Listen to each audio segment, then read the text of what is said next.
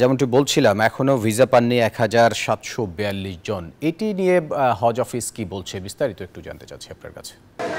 ধন্যবাদ আপনাকে। এখনও যারা ভিসা পাননি তারা কিন্তু ভিসা পেয়ে যাবেন এমনটি বলছেন। আপনারা জানেন যে সর্বশেষ ফ্লাইটের এখনও কিন্তু প্রায় আমরা দেখেছি ২২ দিনের মতো বাকি আছে, অর্থাৎ জুনের ১ তারিখ পর্যন্ত কিন্তু এই যাত্রাটি চলবে। ফলে আমরা প্রথম থেকে যেমনটি দেখেছি প্রায় প্রতিদিনই ৩,০০০ বা ৪,০০০ করে এই আবেদনকারী ভিসা পেয়ে যাচ্ছেন এবং গতকাল পর্যন্ত যেটি ৩,০০০ ছিল সেটি কিন্তু এখন প্রায় ১৭০০ চলে এসেছে, অর্থাৎ প্রতিদিনই ভিসা পাচ্ছে। এবং আরও একটি আনন্দের খবর হচ্ছে ৫ তারিখ যেই নসুকের যেই সফটওয়্যারে আবেদন করেছিল হজ প্রত্যাশীরা, তারা কিন্তু তাদেরকে সময় বেঁধে দেওয়া হয়েছিল ৫ তারিখ পর্যন্ত, সেই সময়ে আবেদন শেষ হয়ে যাবে এবং সেটি কিন্তু এখনও চলমান রয়েছে। ফলে এখনও কিন্তু নতুন করে আবেদন করার সুযোগ রয়েছে, এখন আবেদন চলছে। এবং হজ অফিস যেমনটি বলছে যেই ১৭০০ ভিসা পাননি তারা দ্রুত সময়ের মধ্যে ভিসা পেয়ে যাবেন এবং যেই ৮৭,১০০ জন যে কোটা রয়েছে সেটি তারা সবাই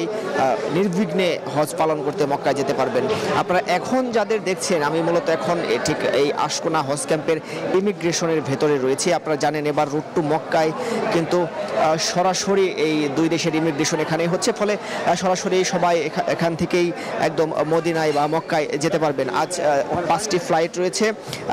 সামনের যে ফ্লাইটটি সেটি কিন্তু 12টা 50 মিনিটে ঢাকা থেকে ছেড়ে যাবে।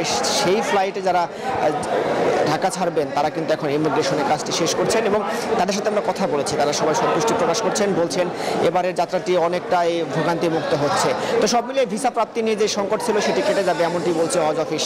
এই ছিল আমার কাছে সর্বশেষ। ফয়সাল। মাসুদ, আপনাকে ধন্যবাদ আমাদের সাথে।